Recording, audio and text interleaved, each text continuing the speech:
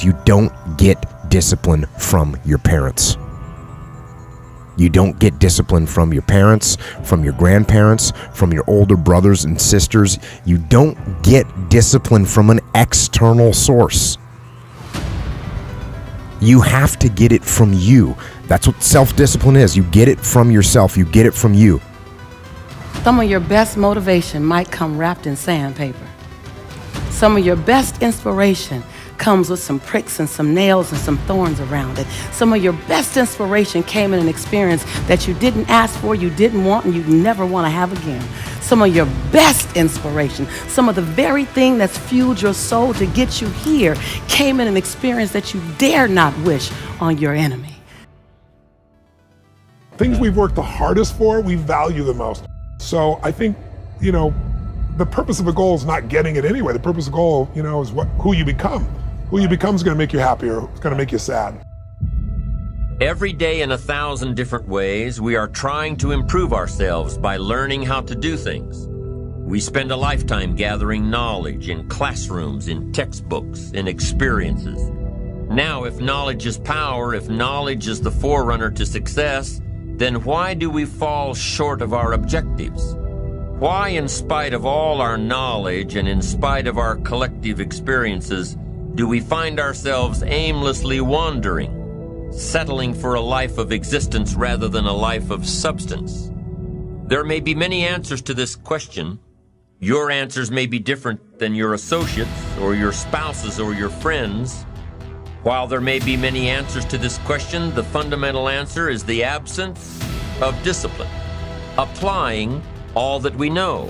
That's the key word, discipline, self-discipline.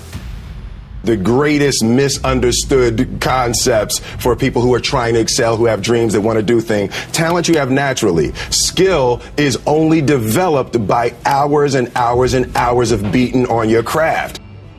You don't try to build a wall. You don't set out to build a wall. You don't say, I'm going to build the biggest, baddest, greatest wall that's ever been built. You don't start there. You say, I'm going to lay this brick as perfectly as a brick can be laid. There will not be one brick on the face of the earth that's going to be laid better than this brick that I'm going to lay in this next 10 minutes. Yeah. And you do that every single day. And soon you have a wall. And soon you have a wall. It's difficult to take the first step when you look how big the task is. The task is never huge to me. It's always one brick.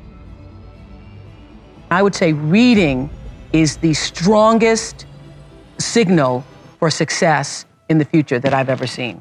It is the strongest. I got my first job in radio when I was 16 years old, because I've been broadcasting since I was 16 years old. But my first job I got because I was a great reader. When you are a great reader, you can articulate and speak and command the English language in ways that other people cannot. And people think you're a lot smarter than you are, lots of times, because you're a great reader. When you take an L, you take the right L, you like, I'm gonna be very cautious on that next move I make, if you're smart. So number one, every single day, I want you to go to bed at night, stop playing games, and be honest about the wins and the losses. So I always remember where I came from. I remember all the L's I took. Because when you forget the L's, that's when you big and bad. I remember. I always tell people the most valuable lesson I got from my mentor, Jim Rohn, was I asked my father, worked 2 jobs. We were always broke. We had no money for food. And we lived in a community we moved to, which was, I thought they were all rich and we were on the other side of the tracks. It was a lower middle class, but compared to where we lived before, these people seem rich compared to us. And I just didn't understand it. And Jim said to me, Tony, it's not about the value of your soul, it's about the value of you in the marketplace. Mm-hmm. And your father's skills are not that valuable. He was an underground parking attendant, and he would take people's ticket and make change. Well, the research now shows, it's being done at Yale, it's being done overseas in England as well, and they found that 40% of all jobs they project in the next 10 years are going to disappear because of technology. It's going to be replaced by an algorithm, it's going to be changed. All these guys on Wall Street, you're seeing all these algorithms take over and they're getting rid of all these traders, right? It's changing radically in these hedge funds. There's 3 million truck drivers.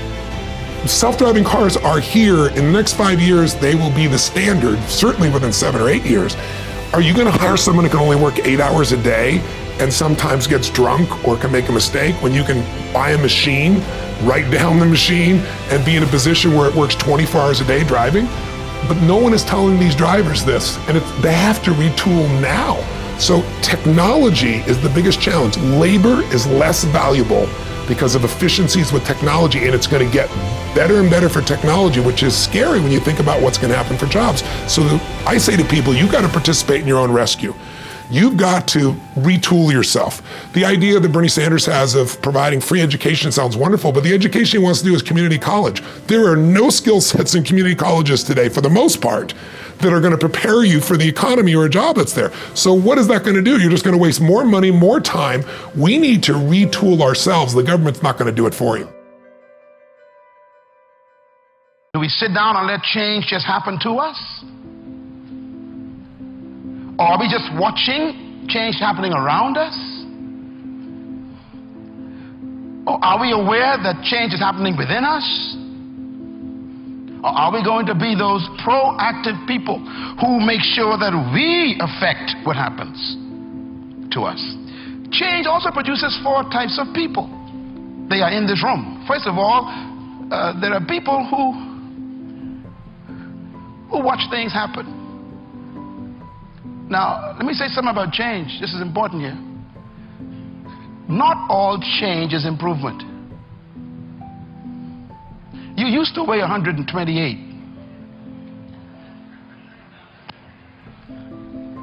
And now you changed. And for some of you, that's not an improvement. You lost your wardrobe. You lost your ability to climb up steps fast. You even lost the quality of health that you had. Change doesn't mean improvement all the time. But the problem is, without change, there can be no improvement. So you have to decide what to do with change. Change will happen. And if you are not careful, it could be destructive. So you have to determine, what kind of change do I want in my life? And I want you as a young person, as a mother and a father, as a business person, to think about your company even, or your family, or your educational pursuit. What kind of classes do you want to take in college this year? What kind of grades do you want? What kind of relationships you want to have in your life? Who do you want to drop and who do you want to pick up in your relationships? What kind of people do you want to associate with? Where do you want to travel that you've never been? What are the books you need to read you never read before? The changes come with choices. So what kind of person are you? Sometimes your dreams are flirting with you, but you're not letting your dreams flirt, because all you're doing is saying, I know what you're trying to do with me. You're just trying to get into my pants. Of course your dreams are trying to get into your pants. All the storytellers are kind of gone, and the actual understanding of our users is gone. We've lost all that sensitivity, and yet I feel like that sensitivity comes first from really knowing yourself. Never, ever give up. You can change and you can move around, but never, ever give up. There's a saying that says, you can lead a horse to the water, but you can't make him drink. You plan. But what about if this comes up? You don't get caught off guard. Proper preparation prevents poor performance. Fail big. That's right. Fail big. Well, you want to do, particularly if you're starting a company, you need to work super hard. That's how you get better. And by the way, that's part of life as well. That's what makes it juicy to want to keep getting better. I mean, sitting back and watching television, that's playing defense. Provoke, inspire. Don't just get involved, but inspire others to be involved. That's playing offense. Sometimes in life, to be successful, oftentimes, most of the time, you have to follow your instincts. You have to follow your gut.